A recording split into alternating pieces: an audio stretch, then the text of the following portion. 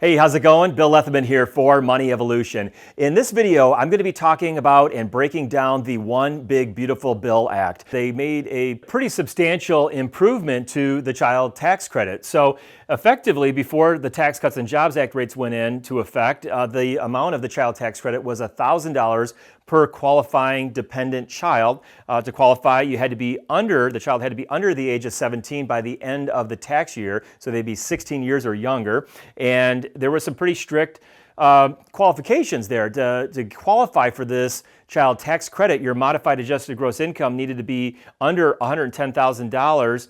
If you were married, filing a joint tax return, or if you were single, had to be under $75,000 a year. There was a little bit of a phase-out period in there as well, but to get the full qualification for that $1,000, you had to be under those amount.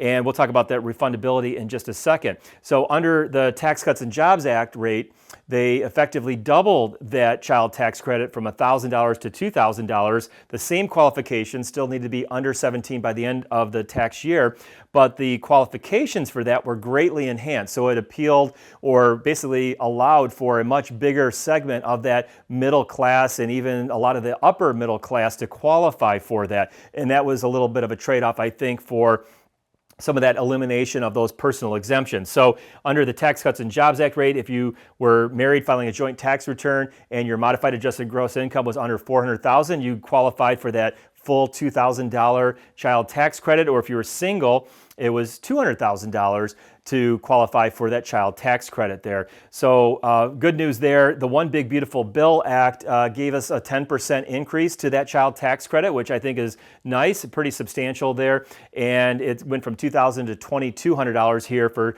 2025 and beyond. So those are made permanent. So one of the things, I was actually just reading an article here from CNBC where they were breaking down all the details of the One Big Beautiful Bill Act, and one of the commentators in that article kind of criticized it and said, well, yes, but if you have a lower income individual, they may not qualify for that full $2,200. They might only be eligible for $1,600 of something that would be refundable. So in other words, if you have an individual that's at a lower income level and maybe their actual income tax that they owe is zero, because after they take all the deductions, there is no tax owed.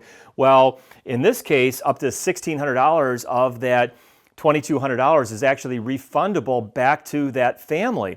And if we look back at what it was under the Tax Cuts and Jobs Act, it was $1,400. So it's actually a little bit more of that is eligible for refundability. And prior to the Tax Cuts and Jobs Act in 2018, it was much more difficult to get that refunded. It was actually via an additional child tax credit. There had to be an earned income element to that, and it really complicated things. So under both the Tax Cuts and Jobs Act rates and the One Big Beautiful Bill Act, the ability to get part of that child tax credit refunded back to you has been greatly enhanced, even though you don't qualify for maybe getting that full amount. Again, your effective tax rate in that situation would have been zero.